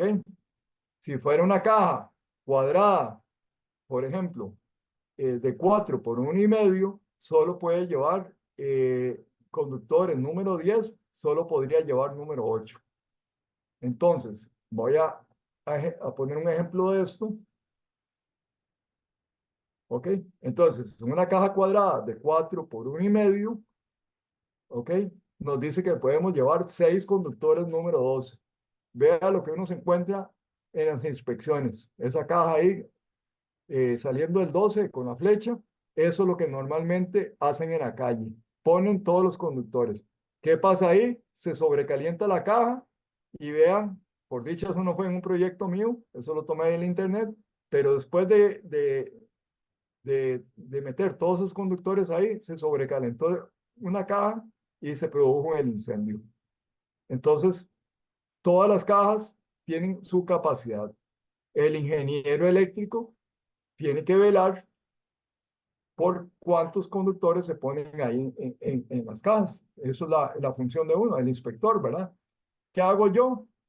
Como ya yo sé que los técnicos electricistas no van a calcular esto porque no tienen, la mayoría no tienen código eléctrico, entonces yo en los planos especifico cuántos conductores me van a ir poniendo en cada caja. Entonces yo le digo, esto es una caja, pongo el tipo de caja y el número de conductores que tienen que ir en esa caja para que después me digan, es que no sabía yo y me saquen con mil excusas. Entonces, esa es mi solución. Otro ingeniero lo puede ir revisando el sitio y le puede ir diciendo, mira, este tipo de caja, no más de tantos conductores número 12 o no tantos más número 10. Y si es una combinación, hay unas fórmulas que aquí no las presento por cuestión de tiempo para hacer el cálculo cuando son combinados. Digamos, si hay conductores número 10 y número 12, entonces, o cualquier otro número, entonces uno va tomando las áreas de los conductores y si en esa caja se va a instalar algún dispositivo, por ejemplo, en una caja rectangular, entonces si la caja rectangular no lleva toma corrientes, sino que es una caja ciega, entonces caben tantos conductores. ¿Y cómo se llama? Pero si es una caja que lleva un apagador o un toma corriente, entonces la cantidad de conductores va a disminuir. Me parece que alguien levantó la mano, doña Tatiana. Sí, te iba más bien comentar, ya estamos sobre tiempo y tenemos varias consultas. Ok. No sé si me permites, vamos con el caso de estudio o dices unas dos más o seguimos con las consultas. ¿Me De indicas? estas, son un par más y cómo se llama y ya. Ok, Ok. lo de las superficies en montajes terminadas, ¿Qué significa? Que las cajas, ¿cómo se llama? Tienen que estar montadas de forma firme, digamos, con anclaje sobre la superficie, no como esa caja que se ve ahí, que es en una inspección que me pidieron hacer de una escuela ya un poco de tiempo y me encontré con esa sorpresa. Esa caja está en el aire y sin tapa y los conductores expuestos. Bueno, las cajas tienen que estar ancladas a las superficies terminadas. Y lo que hablábamos anteriormente, las cajas que están en concreto tienen que estar certificadas y tienen que decir que son para concreto. Vean esas dos imágenes en los óvalos rojos que dice que es una caja para instalar en block. ¿Ok? Están certificadas, son de una marca reconocida, Hubbell, en este caso las dos son marca Hubbell, y están certificadas para eso. Son cajas metálicas, pero tienen un recubrimiento apto para hacerse empotradas. Si no conseguimos las cajas de ese tipo aquí, pues tendríamos que utilizar caja de PVC, ¿verdad? Porque si la caja que conseguimos aquí es caja metálica, puede ser caja metálica para ponerla en el cielo, pero no para empotrarla, ¿ok? O para ponerla de parche, pero no para empotrarla. Entonces, esos son el tipo de nomenclatura que tenemos que buscar. Ven en la de acá dice switch box, en la imagen inferior, color verde, ahí está la marca, ¿cómo se llama? La marca comercial, el listado UL y a mano derecha en el círculo rojo dice que es para empotrar. Así es como lo llaman ellos.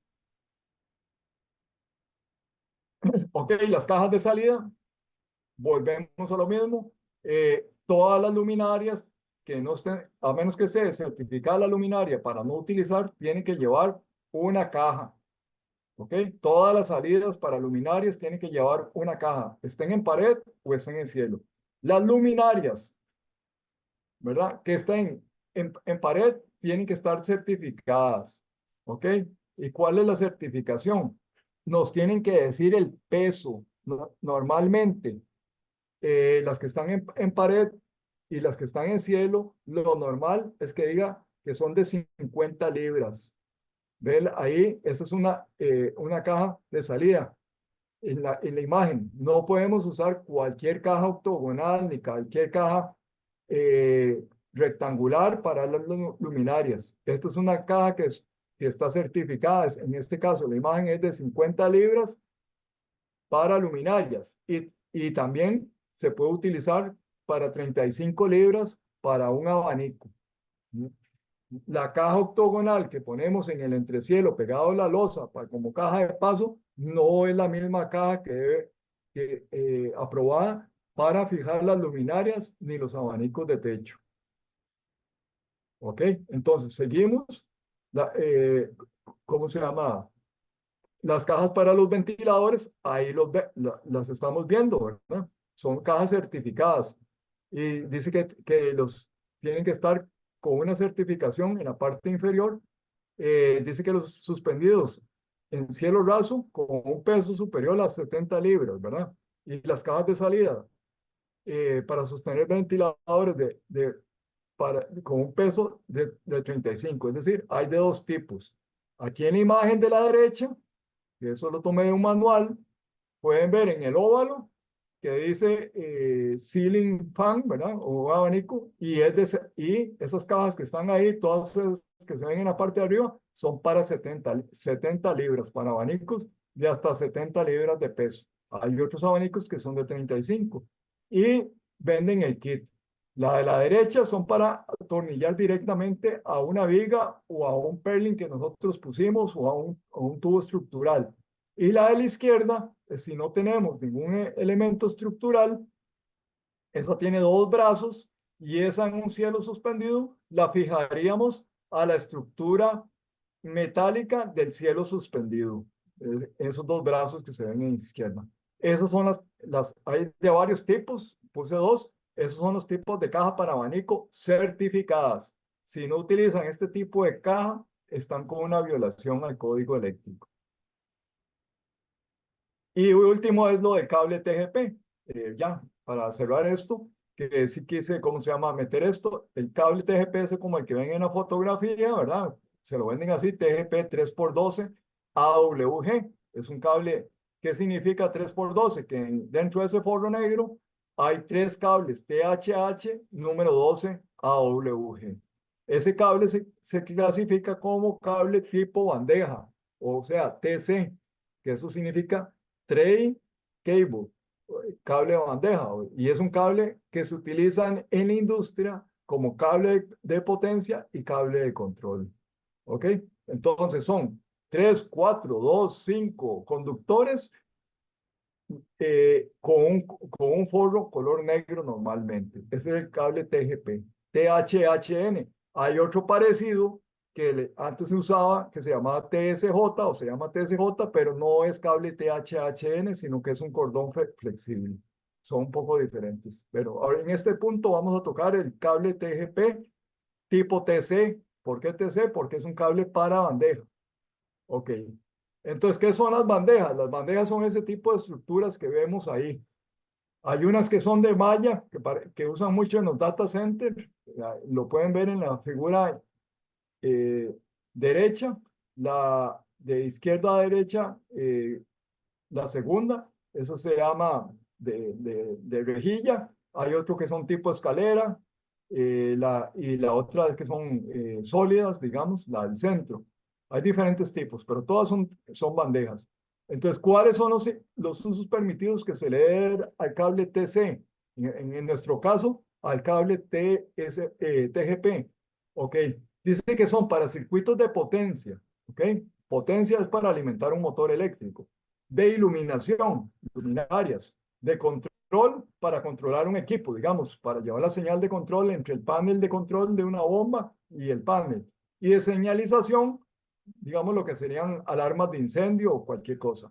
Pero para que sea permitido para esto, dice que tiene que ir y lo puse en rojo, en bandejas portacables, así como se ve en la figura de la izquierda. En canalizaciones, o sea, tiene que ir entubado. Si lo quisieran eventualmente decir, ves que se puede utilizar en casas, está bien, pero lo tiene que entubar. Entonces ya va a tener usted está usando el cable TGP para para ahorrarse el tubo de la cola de la luminaria, pero la norma dice que tiene que ir entubado en canalizaciones. ¿Qué es en canalizaciones? Bueno, la canalización puede ser PVC flexible, PVC rígido, metálico flexible o metálico. Y si van exteriores, sobre un cable mensajero. Eso es que se tira un cable de poste a poste y con algún tipo de soporte el cable va guindando ahí de poste a poste en exteriores. Y después ya viene para los que son circuitos clase 1. En el punto 6 ven que dice para circuitos de alarma de incendio de potencia no limitada, y etcétera, etcétera, que nosotros no lo vamos a ver. Entonces, cable TGP sí se puede para potencia, iluminación, control y señalización, siempre y cuando vaya en bandeja, en canalización o sobre un cable mensajero. Usos no permitidos.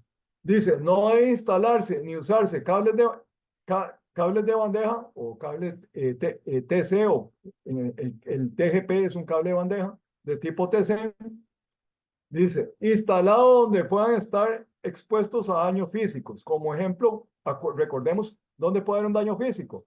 La bomba de la piscina que estaba ahí en el tablero y el cable iba guindando ahí amarrado a un tubo de PVC y por el suelo hasta llegar a alimentar. Entra un tipo a limpiar, el que limpia la piscina y maja el cable contra un filo de la bomba y ya lo dañó. ¿Ok?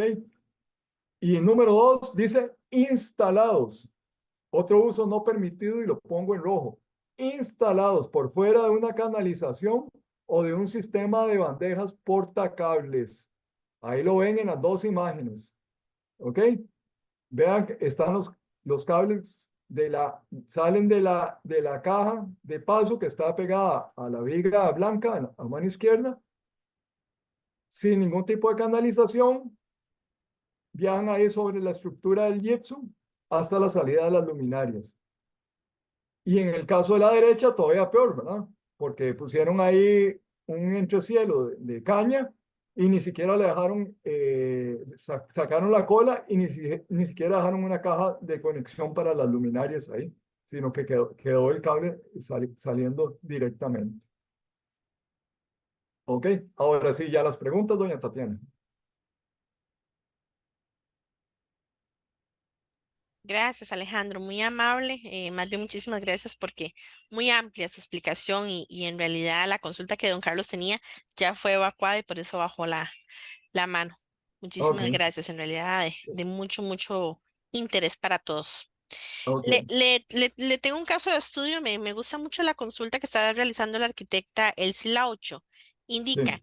aquí en Limón, la mayoría de los instaladores para iluminación piden cable de cobre de 12 para iluminación en circuitos pequeños. Me parece demasiado. Verifiqué lo que vendía el colono y me dicen que nunca piden de calibre 14 porque tienen muy extendida la práctica de instalar en residencia todo con calibre 12. Y me parece que en casas pequeñas de circuitos como los que se encuentran en viviendas sociales, desde mi punto de vista, son sobredimensionados. ¿Qué opina al respecto? Bueno, eso del cable 14 o 12, eh, lo podemos ver de la siguiente forma. Primero hay que ver la carga de iluminación. La carga de iluminación se calcula, digamos, por área del área del edificio. Si fuera muchas luminarias, entonces eventualmente se podrían conectar todas las luminarias a un solo circuito. Entonces hay que ver el amperaje. No podemos hacer en un mismo circuito, digamos, la parte principal con cable 12 y después bajar hacia las luminarias con cable 14. Eso es prohibido, ¿verdad? No podemos mezclar, conectar en un mismo circuito dos calibres diferentes. ¿Por qué? Porque el breaker, el disyuntor, supongamos que pusimos un disyuntor de 20 amperios, los 20 amperios son para proteger el cable 12, pero ya no protegerían el cable 14. ¿Por qué? Porque el cable 14 hay que protegerlo con un disyuntor de 15 amperios. Entonces, si se nos hace un cortocircuito o se nos recalienta el cable 14, el breaker nunca se va a dar cuenta porque él se dispara después de los 20 amperios. Por un lado. Ahora, ahora, si sumamos todo la carga de iluminación y nos da, ya con los factores de corrección por distancia, pero supongamos que no vamos a tomar en cuenta los factores de corrección. Si tomamos toda la carga de las luminarias de la casa y nos da menos de los 15 amperios, entonces sí podríamos utilizar el cable 14. Si nos da más de los 15 amperios, entonces habría que pasar al cable 20. Lo que pasa es que, o como dice el arquitecta, estamos claros, los técnicos no tienen la capacidad de diseño y ellos aprenden sobre la marcha. Lo que van viendo ahí en la construcción normalmente es un ayudante que va subiendo después se autodenomina electricista, pero la parte de teórica la desconoce. Pero sí es válido, se puede utilizar cable 14 o cable 12, ¿cómo se llama? Dependiendo de la carga y de los factores que haya que utilizar, que hay de corrección, Mu- cualquiera de los dos. Muchísimas gracias por la aclaración. No sé si alguno tendrá una consulta o ya cerramos acá más que todo por el tiempo. Y si tienen la consulta, mejor transmitirla por un mensaje aparte y se la compartimos a don Alejandro si fueran tan amables. Más bien, muchísimas gracias a todos por acompañarnos, don Alejandro. Gracias por esta excelente charla, por este seminario tan completo. Nos falta todavía la charla del juez. Queremos que Ajá, sean más, pero bendito sea Dios, tenemos agenda llena hasta marzo. Entonces, es de ir ok. coordinando, cuidado, no un segmento más y ir preparando ese famoso curso que, si Dios lo permite, queremos dar mediante su empresa y proyectar. Más bien, don Claro, Alejandro, muchísimas gracias. vamos a las órdenes y cualquier pregunta directamente o a través de doña Tatiana. Buenas Muchas gracias. noches. Don Gerardo, cuéntame. Sí, sí, Tati, muchísimas gracias, Alejandro. Yo creo que es urgente, escuchando todo esto, yo creo que es urgente tener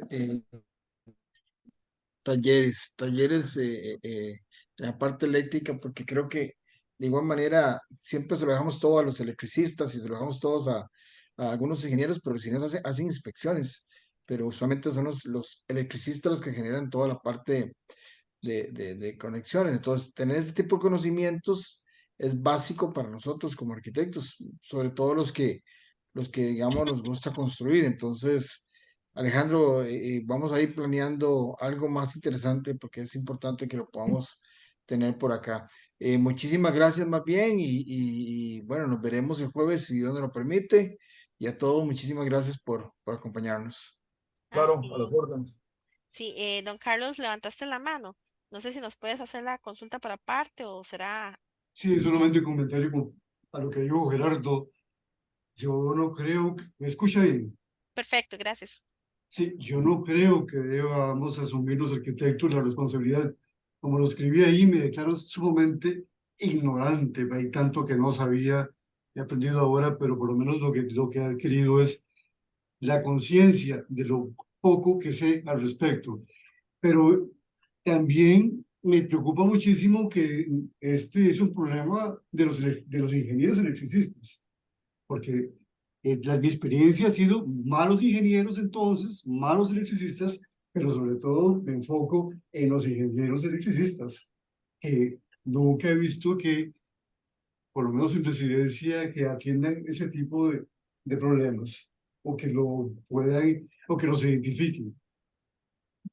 No, y les, Algunas cosas tal vez por intuición, como eso de no hacer cajas empotradas, lo he hecho desde hace algún tiempo, y otros errores que vi, pero no ha sido porque tenga yo el conocimiento, porque lo haya hecho un ingeniero electricista.